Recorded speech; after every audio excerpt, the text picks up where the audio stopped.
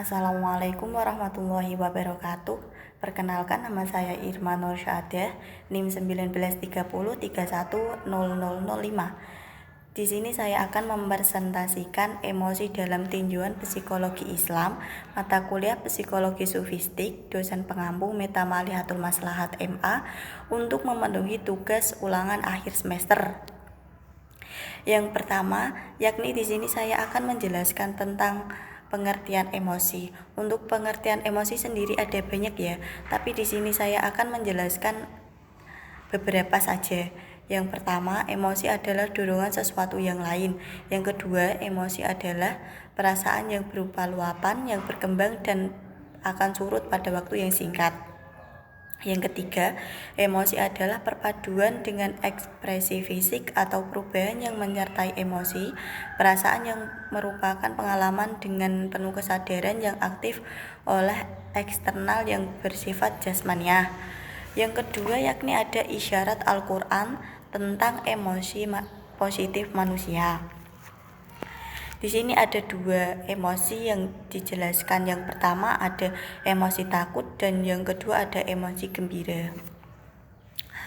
Untuk emosi takut sendiri, untuk perubahan yang ada saat terjadi emosi takut adalah perubahan pada fungsi fisiologis yang tersumbat, perubahan raut wajah yang senang menjadi gelisah, perubahan nada suara yang tinggi.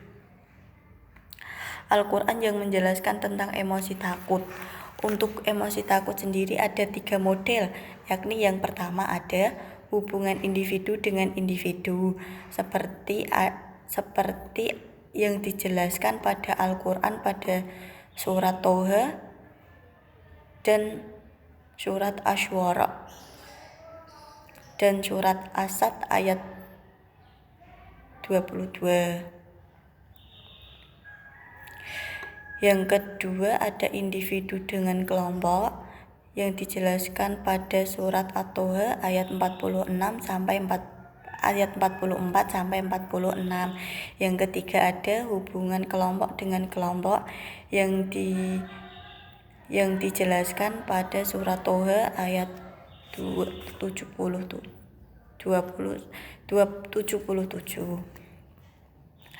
Emosi yang kedua ada emosi gembira. Dalam Al-Quran, gembira atau senang dalam bahasa Arab yaitu farihin, yang berasal dari kata faroha yang berarti senang.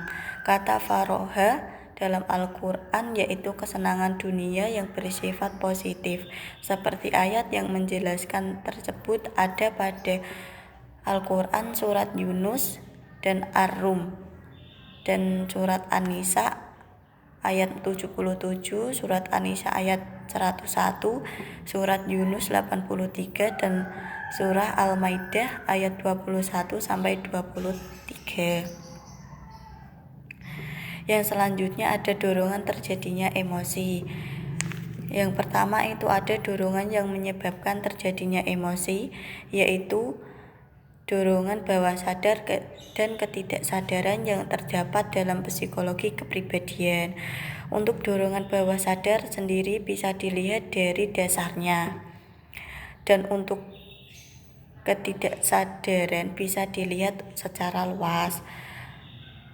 Yang kedua, dorongan terjadinya emosi ini berkaitan dengan kepribadian ego dan superego. Yang ketiga, kepribadian dalam literatur Islam berpandangan bahwa kepribadian yang menitik beratkan pada kolbu, yaitu hati, ruh dan nafs, akal atau pikiran dan nafsu keegoisan.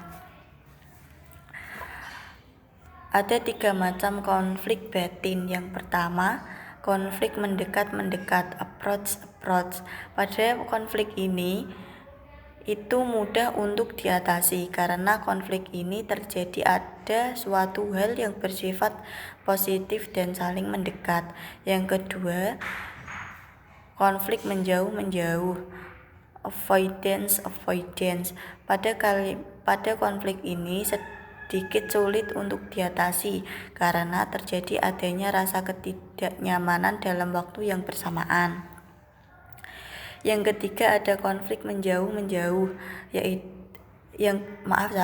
Untuk yang ketiga, konflik menjauh mendekat, approach avoidance. Pada konflik ini sulit untuk diatasi karena terjadi adanya perbedaan dalam konflik, yaitu ada yang bersifat positif dan ada yang bersifat negatif, atau rasa tidak sinkron antara yang satu dan yang lainnya dalam waktu yang bersamaan. Yang terakhir itu ada emosi negatif dalam perilaku Islam. Emosi negatif muncul ketika seseorang telah kehilangan kendali. Emosi ini dapat menyebabkan bahaya atau merugikan bagi dirinya sendiri maupun bagi orang lain. Emosi negatif ini seperti perilaku agresif, yaitu perilaku yang dilakukan dengan tidak sengaja tetapi membahayakan. Dalam perilaku Islam, ada penelitian untuk menurunkan agresif dan perilaku negatif yang bersifat membahayakan bagi diri seseorang atau bagi diri sendiri atau orang lain.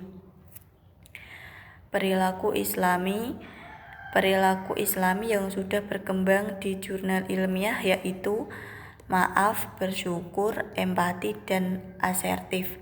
Perilaku yang berkeyakinan dengan kebutuhan dan keyakinan. Pada perilaku Islam berbeda dengan perilaku agresif karena memiliki pandangan, kebutuhan, pemikiran, keinginan, dan keyakinan yang berbeda-beda.